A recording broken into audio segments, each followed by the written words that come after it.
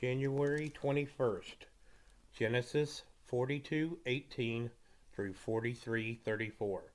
On the third day Joseph said to them, his brothers, "Do this, and you will live, for I fear God. If you are honest men, let one of your brothers stay here in prison, while the rest of you go and take grain back for your starving households. But you must bring your youngest brother to me, so that your words may be verified, and that you may not die." This they proceeded to do. They said to one another, "Surely we are being punished because of our brother. We saw how distressed he was, and when he pleaded with us for his life, but we would not listen. That's why this distress has come on us." Reuben replied, "Didn't I tell you not to sin against the boy? But you wouldn't listen. Now we must give an accounting for his blood." They did not realize that Joseph could understand them, since he was using an interpreter. He turned away from them and began to weep, but then came back and spoke to them again. He had Simeon taken from them and bound before their eyes. Joseph gave orders to fill their bags with grain, to put each man's silver back in his sack, and to give them provisions for their journey. After this was done for them, they loaded their grain on their donkeys and left. At the place where they stopped for the night, one of them opened his sack to get feed for his donkey, and he saw his silver in the mouth of his sack. "My silver has been returned," he said to his brothers. "Here it is in my sack." Their hearts sank, and they turned to each other trembling, and said, "What is this that God has done to us?" When they came to their father Jacob in the land of Canaan, they told him all that had happened to them. They said, "The man who is Lord over the land spoke harshly to us, and treated us though we were spying on the land. But we said to him, 'We are honest men, we are not spies. We were 12 brothers, sons of one father. One is no more, and the youngest is now with our father in Canaan.' Then the man who is Lord over the Lord's land said to us, 'This is how I will know whether you are honest men. Leave one of your brothers here with me, and take food for your starving households and go. But bring your youngest brother to me, so I will know that you are not spies, but honest men. Then I will give your brother back to you, and you can trade in the land.' As they were emptying their sacks, there in each man's sack was his pouch of silver. When they and their father saw the money pouches, they were frightened. Their father Jacob said to them, 'You have deprived me of my children. Joseph is no more, and Simeon is no more, and now you want to take Benjamin. Everything is against me.' Then Reuben said to his father, 'You may put both of my sons to death if I do not bring him back to you. Entrust him to my care, and I will bring him back.' But Jacob said, 'My son will not go down there with you. His brother is dead, and he is the only one left. If harm comes to him on the journey you are taking, you will bring my gray head down to the grave in sorrow.' Now the famine was still severe in the land, so when they had eaten all their grain they had brought from Egypt, their father said to them, 'Go back and buy us a little more food.' But Judah said to him, 'The man warned us solemnly, "You will not see my face again unless your brother is with you. If you will send our brother along with us, we will go down and buy food for you. But if you will not send him, we will not go down, because the man said to us, "You will not see my face again unless your brother is with you."' Israel asked, 'Why did you bring this trouble on me by telling the man you had another brother?' They replied, 'The man questioned us closely about ourselves and our family. "Is your father still living?" he asked us. "Do you have another brother?" We simply answered his questions. How are we to know he would say, "Bring your brother down here"?' Then Judah said to Israel his father, 'Send the boy along with me, and we will go at once, so that we and you and our children may live and not die. I myself will guarantee his safety. You can hold me personally responsible for him. If I do not bring him back to you and set him before you, I will bear the blame before you all my life. As it is, if we had not delayed, we could have gone and returned twice.' Then their father Israel said to them, 'If it must be, then do this. Put some of the best products of the land in your bags and take them down to the man as a gift. A little balm and a little honey, some spices and myrrh, some pistachio nuts and almonds. Take double the amount of silver with you, for you must return the silver that was put back into the mouth of your sack. Perhaps it was a mistake. Take your brother also, and go back to the man at once, and may God Almighty grant you mercy before the man, so that he will let your brother and Benjamin come back with you. As for me, if I am bereaved, I am bereaved.' So the men took the gifts and double the amount of silver, and Benjamin also. They hurried down to Egypt and presented themselves to Joseph. When Joseph saw Benjamin with them, he said to the steward of his house, "Take these men to my house, slaughter an animal, and prepare a meal. They are to eat with me at noon." The man did as Joseph told him and took the men to Joseph's house. The men were frightened when they were taken to his house. They thought, "We were brought here because of the silver that was put back into our sacks the first time. He wants to attack us and overpower us and seize us as slaves and take our donkeys." So they went up to Joseph's steward and spoke to him at the entrance to the house. "We beg your pardon, our lord," they said.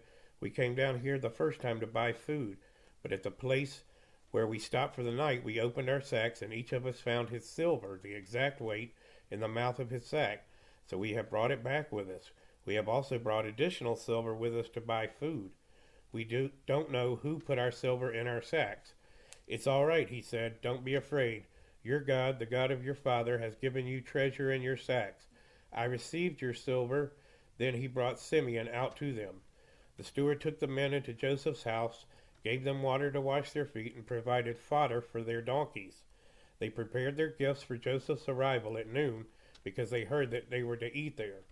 When Joseph came home, they presented to him the gifts they had brought into the house, and they bowed down before him to the ground.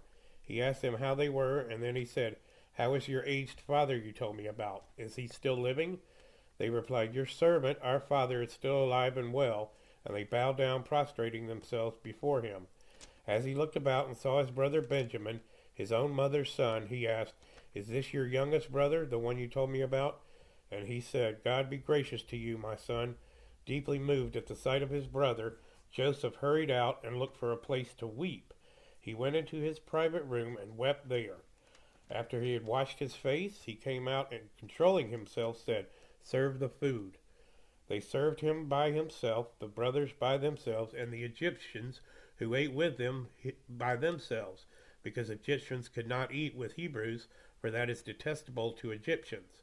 The men had been seated before him in the order of their ages, from the firstborn to the youngest, and they looked at each other in astonishment. When portions were served to them from Joseph's table, Benjamin's portion was 5 times as much as anyone else's, so they feasted and drank freely with them. Matthew 13:47 through 14:12.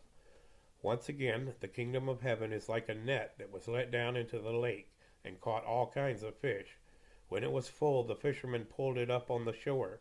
They sat down and collected the good fish in baskets, but threw the bad away. This is how it will be at the end of the age. The angels will come and separate the wicked from the righteous and throw them into the blazing furnace, where there will be weeping and gnashing of teeth. "Have you understood all these things?" Jesus asked. "Yes," they replied. He said to them, "Therefore every teacher of the law who has become a disciple in the kingdom of heaven is like the owner of a house who brings out of his storeroom new treasures as well as old." When Jesus had finished these parables, he moved on from there. Coming to his hometown, he began teaching the people in their synagogue, and they were amazed. "Where did this man get this wisdom and these miraculous powers?" they asked. "Isn't this the carpenter's son? Isn't his mother's name Mary? And aren't his brothers James, Joseph, Simon, and Judas? Aren't all his sisters with us? Where then did this man get all these things?" And they took offense at him. But Jesus said to them, "A prophet is not without honor except in his own town and in his own home." And he did not do many miracles there because of their lack of faith. At that time, Herod the Tetrarch heard the reports about Jesus, and he said to his attendants, "This is John the Baptist. He has risen from the dead. That is why miraculous powers are at work in him." Now Herod had arrested John and bound him and put him in prison because of Herodias, his brother Philip's wife. For John had been saying to him, "It is not lawful for you to have her." Herod wanted to kill John, but he was afraid of the people because they considered John a prophet. On Herod's birthday, the daughter of Herodias danced for the guests and pleased Herod so much that he promised with an oath to give her whatever she asked. Prompted by her mother, she said, "Give me here on a platter the head of John the Baptist." The king was distressed, but because of his oaths and his dinner guests, he ordered that her request be granted, and had John beheaded in the prison. His head was brought in on a platter and given to the girl, who carried it to her mother. John's disciples came and took his body and buried it, and then they went and told Jesus. Psalms 18:16 through 36. He reached down from on high and took hold of me. He drew me out of deep waters. He rescued me from my powerful enemy, from my foes who were too strong for me. They confronted me in the day of my disaster, but the Lord was my support. He brought me out into a spacious place. He rescued me because he delighted in me. The Lord has dealt with me according to my righteousness. According to the cleanness of my hands he has rewarded me. For I have kept the ways of the Lord. I am not guilty of turning from God. All his laws are before me. I have not turned away from his decrees. I have been blameless before him and have kept myself from sin. The Lord has rewarded me according to my righteousness, according to the cleanness of my hands in his sight.